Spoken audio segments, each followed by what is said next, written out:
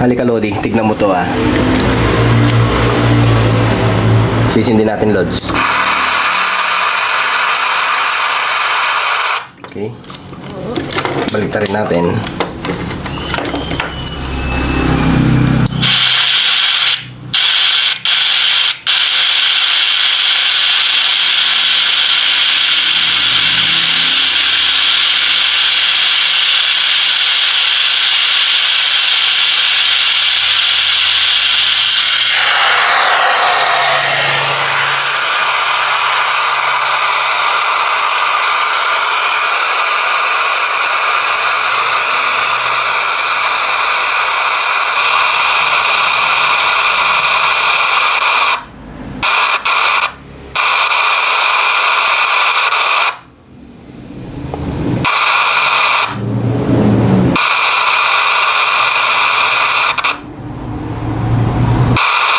Kung ganyan na ang problema ng SQL ng ganitong radyo mo Lodi, ito lang papalitan mo dito, yung kanyang potentiometer.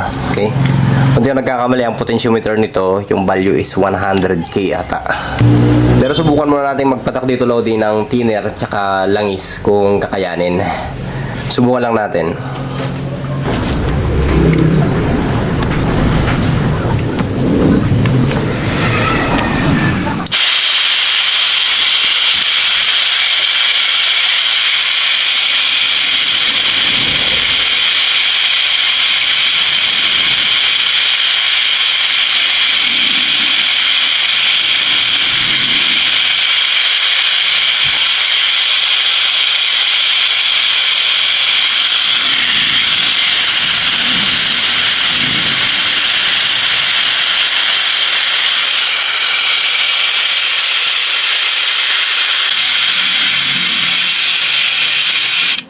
Hindi umubra yung thinner Lodi tsaka langis na pinagmix para panlinis dito. Ito papalitan na natin kasi walang pagbabago eh. Okay?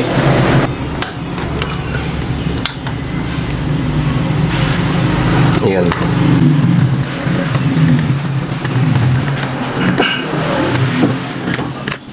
Sa pagtanggal naman Lodi, ganito lang yan. Ito. Magkarga lang tayo ng panlinis ng tingga. Ayan. Sa pagbunot naman Lodi ng potentiometer, nakaka mo lang dito tsaka dito, dulo ng potentiometer. Tsaka may tulak, painitan mo na yung tatlong pin. Yan o. Pagsabayin mo ng hihinang yan. Ayan. Pagka tumunog, yan, pwede mo nang bunutin yan. Ito siya.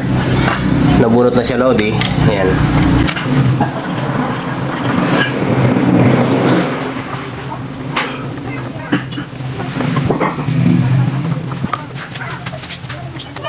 Kung nabunot mo na Lodi itong sirang potentiometer, pwede mo na siyang palitan.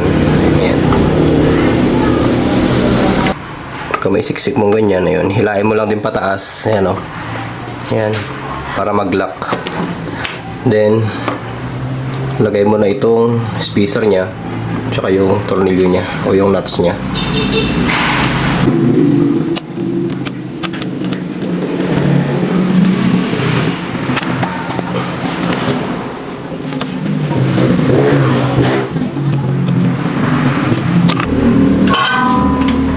Pagkatapos mo may tornilyo Lodi, ayan, hinangin mo na.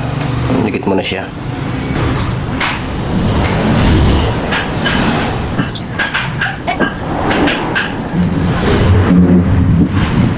Okay.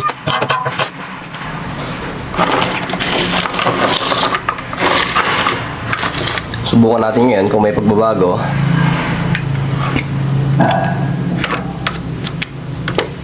Ayan natin. Yun.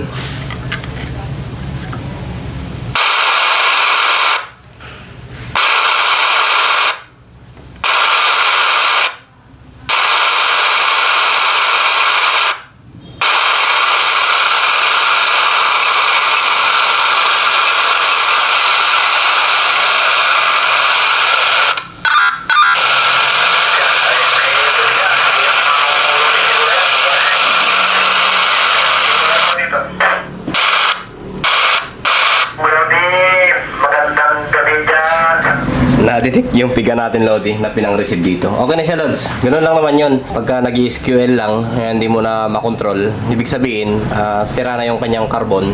Ito, yung carbon ng potentiometer. Bali, ubus na siguro. Kaya kailangan na rin palitan. Tapos, pagka pinalitan mo na at wala pa rin pagbabago, sundan mo na lang yung pin dito. Ayan. Maaring may problema sa IC dito.